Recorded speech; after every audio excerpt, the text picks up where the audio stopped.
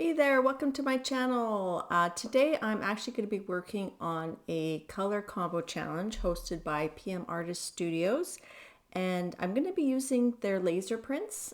I was watching one of their live streams and Patricia was playing with some of their laser prints, and I remembered that I had some, and we were talking about the color combo challenge, and I actually missed doing April, and someone said, well, you can still do it. So I decided I'm going to do it. So the color combo challenge for April is pink and orange, and it's a challenge put forth by Carrie the Crafter. I'll link him below. And Paula, she doesn't have a YouTube channel, but you can find her and her creations over on the Facebook group of Makers of Mixed Media Art and Artists. So my idea for doing this combo is to do transfers on the Gelli Plate using these laser prints. I don't own a laser printer. Someday I hope to get one, but just like you do magazine image transfers, you can do the same with laser prints. I don't know if all laser prints are made equally. I know that these laser prints from PM Artist Studios are excellent quality. You can actually get multiple prints. I did a couple videos about a year ago using their laser prints, and you can check those out. As you saw, I put a thin layer of acrylic paint down, and then you put the print on top, rub the bubbles out, lift it up, and the paint will adhere to the white part of the paper, but where there's black print, it will leave your design on your Gelli plate. So I did this first one using an orange color. It was a translucent color, but I thought maybe it would show enough on top of the pinks. So I used various pinks and did an ombre effect. So on the far left, we have Quinacridone Magenta by Liquitex. We have a Liquitex Fluorescent Pink, and then a little bit of a Jane Davenport pink color. I don't know if they make that anymore. And then a Deco Art Crafters acrylic paint in Tutti Frutti, and a bit of some Liquitex titanium white. And I'm using a large brayer to make an ombre. I'm still working on my technique for that, but I'm getting better. So practice, practice, practice. And then you put your paper down, you rub it, let it dry before you pull it off. So this wasn't quite the effect I wanted. Like, you could see it, and where the pink was lighter, you could see the orange dots, but I really wanted it more pronounced. Unfortunately, I forgot to turn on the camera. So what I had done is I used white on the Gelli plate. Then I reused that same laser print onto the plate, rubbed it, lifted it off. Before that white paint dried, I picked up my Gelli plate, turned it over, and I stuck it back onto that pink and ombre print. Kind of like you would do a stamping, and then let that adhere and dry before pulling the print. Hopefully that makes sense. Next, I decide I want to put like this mountain shape. This is actually a leftover piece from the previous laser print video I did. And then I'm playing with my ideas. So here's another laser print. By the way, this is my 8x10 Gelli plate. And that little mountain shape actually has a rim of gold paint on the edge of it, and I cut out the shape from that. And so I put a thin layer of magenta. We're going to do another laser print transfer here, image transfer. Put it down, give it a rub, not too long, and then pull it up, and that will leave the design on the Gelli plate, and also it colorizes that laser print. So I could reuse that laser print to make more transfers, but I'm actually going to save it and use it in a second collage that I'm going to be doing. So this first collage is sort of like a monoprint collage directly on one print. I'm layering elements onto the same print. The second half of the video today, you'll see me putting together more of a traditional collage using pieces of Gelli prints. Here I let that pattern dry on the Gelli plate while I fussy tore that sort of spooky element there. And now I'm masking out the area so that I can apply some paint, and then I'm going to stamp it onto that pink print. So I'm deciding between a metallic orange and a regular orange. The metallic orange was opaque and the other orange was not, so I decided to choose the metallic orange because I really wanted to show up over the print. And here we're pulling it off, and success. I like how that looks. And then I'm going to add these other elements below, and I'm trying to decide between black and magenta, and I think black will make more of a statement. So I go ahead, remove that, and that has dried already. I'm placing it under the Gelli plate so that I can see where I want to put the black paint. So I put a little bit of paint on there in just that small area. I brayer it out fairly thin. Again, if it's too thick, you're not going to get a very good transfer. And then I put my fussy torn edge a little bit too much to the right, so it kind of missed the top of it. But that's okay, because part of jelly plating is improvising. So I'm pretty happy with that transfer. I turn that over and we stamp it on, and I'm trying to decide where to go. I decide to put it right at the bottom, and I'm going to fill in that area under the mountain and the black with another transfer. So rub that, let that dry. While it's drying, I decide I'm going to clean off some of that excess paint, and then I'm going to dry that laser print really well so that I can reuse it. I don't think you need to clean off the paint to reuse it, but I just felt like doing that. So I pull that print once it's dried, and then I'm going to add my other layer. I decide to go with the magenta this time to make it a more gradual transition. And this time I'm masking off the area using a torn edge and just trying to figure out what spacing I want to do. You can see the wheels turning in my head. And then we brayer this on again. A thin layer. I don't know if it was completely dry because it didn't transfer as well as it might have. So maybe it was a mistake to try to wipe off that paint. I should have maybe just left it. But I'm happy enough. It just gave me enough texture. So I let that layer dry, and then I used my other orange, which is still Artist Loft instead of metallic orange. It's just orange, and it's a transparent paint, but it's a bit darker than the metallic. So I put a bit of that on once that magenta was dry. Then I pick up my plate again, take those masks off, and stamp it on, let it dry, press it down obviously, let it dry, and then I pull the print. And I'm quite happy with that. I think it needs a little bit more contrast, so I decided to take my Posca acrylic paint pen marker, and I draw just an outline of where that mountain is. And to make it kind of grungy, I spray it with water while it's still wet so that it kind of spreads out a little bit. I dab off some of the excess water with a baby wipe that's sort of a little bit dry, and then I add a bit more Posca here and there. Now it would have been better if this paper was a little bit thicker. It kind of, even though it's covered with paint, it did get a bit wrinkly from all the water. So I'm just fiddling here, adding a little bit more of the Posca, just playing with it till I'm happy enough.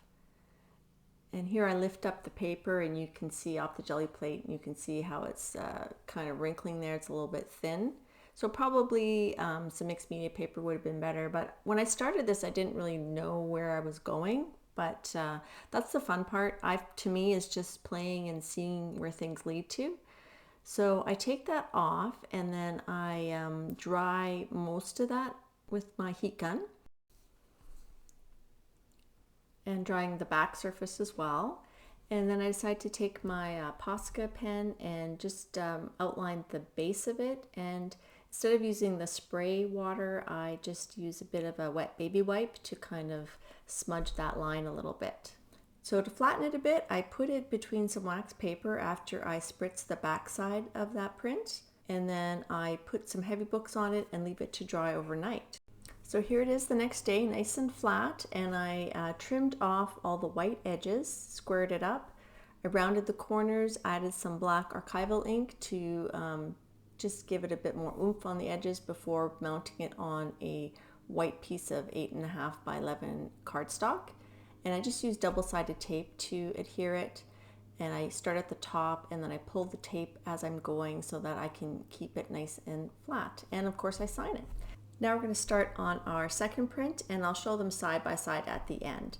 So this first transfer, I put too much of the black paint on, and it all kind of, nothing really transferred very well. So I let that dry, and we're going to try it again. So we use the black paint again. I put a little bit less, a little thinner coat, and it mostly works, but I didn't have an even coat of black paint, so that's why it's kind of iffy. But I decided to keep it, and I rub off a little bit of the excess paint from the laser print because we're gonna do it one more time. Meanwhile, I let that black on the plate dry and we pick it up with the PBO iridescent violet blue and that metallic orange. And we're starting with a fresh piece of paper here. So there's our first print for the second collage. And I'm playing with just different elements, thinking how I want to combine them. I add a bit of a salmon color to that little section that was a tear off that we used as a mask. And here I'm going to do laser print transfer again using this opaque rose pink by Liquitex. And that one works really well. Even though it was, had black paint on the laser print, see, that worked really well. So you just got to keep trying. I decided to do another ombre to pick this up. I used the fluorescent pink by Liquitex, the violet blue iridescent PBO, and the metallic orange by Artist Loft. And I'm getting better at using this large brayer to do the ombre. So I'm quite happy with that. And I put down a fresh piece of paper and let that dry, pull it up. And I like the contrast of that opaque rose pink with the bright and the metallic and iridescent colors underneath. And now I'm just playing with the elements, like, where do I want to use. I decided to add a bit of metallic orange to that little edged paper there. We're going to use that at the bottom eventually. And just playing with the layers, what order I want it in. I definitely want to use that orange bit with the, it looks like lava. I really wanted to use that. So I ripped that print in half and I use the pink portion. I do a fussy tear to make little hills. And I'm using my ruler for a lot of these cuts, making that square. My Gelli plate isn't particularly straight and square, so I'm using the ruler to square it up, lining things up. So the mountain that has the magenta and the sort of swirlies that has the magenta and the black, those are the actual laser prints themselves. And then the light pink, the pink with the black, and these orange with the black, those are all image transfers. So I'm finding that orange part's a little too flat on the top, so I fussy rip it a bit more to give it more like a kind of a canyon look. It's kind of like an underground lava canyon. Next, I'm going to be using black archival ink to edge all the pieces, and then double-sided tape to lay the pieces down on building the collage on a black piece of cardstock. It's a 12 by 12 cardstock, but I'll cut it down later. And I'm just making sure everything's flat, and I'm just adding the layers, trying to straighten the edges. Use that black ink is also handy for filling in any white spots on my Gelli print. And I put the tape not quite right at the edge so that the tops of all the hills have sort of a roll, the paper rolls out a little bit. I'll show that more in the last part of this video. And then I extend the orange canyon to the right a little bit using a piece that I had fussy tore off. So I just keep playing with the pieces, adjusting them, inking them. The last two pieces of orange were a little bit tricky to glue on, just because I didn't have a lot of room for error because that black part of the Gelli print was I was running out of room there basically. So here I'm just kind of eyeballing where I can put it so that everything's going to be covered. And that's pretty much it, and I'm pretty happy with it, and I sign it. And let's compare both prints now. So here's our two final prints that we created using these laser prints from PM Artist Studios. And this was the one we did as one piece. This is the one we collaged elements together, including this piece here, which is original paper, the actual paper that has been colorized. The rest, oh, and this one here, the original paper, which has been colorized. And then the rest are all laser print image transfers. So I really had fun doing this. These are all the paints we used. The pink and orange challenge hosted by PM Artist Studios. This was actually for April, but my April was pretty busy, so I did it this month. This one, I liked how I let the pages, the edges kind of lift up a little bit. This one I liked the effect of using the Posca with the water. It would have been better if this was mixed media paper, but you know, it got kind of wrinkled, but by, you know, spraying the back and putting it under like wax paper and under some books, it did flatten out very well.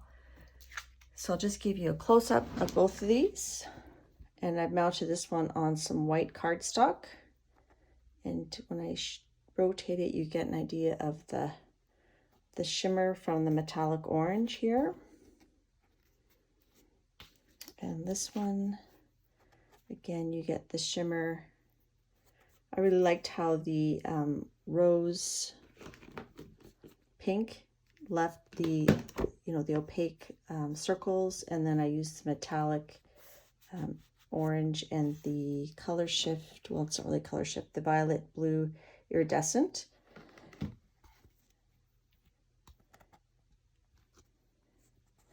And this is the metallic one too. And then just the little leftover piece from my paper.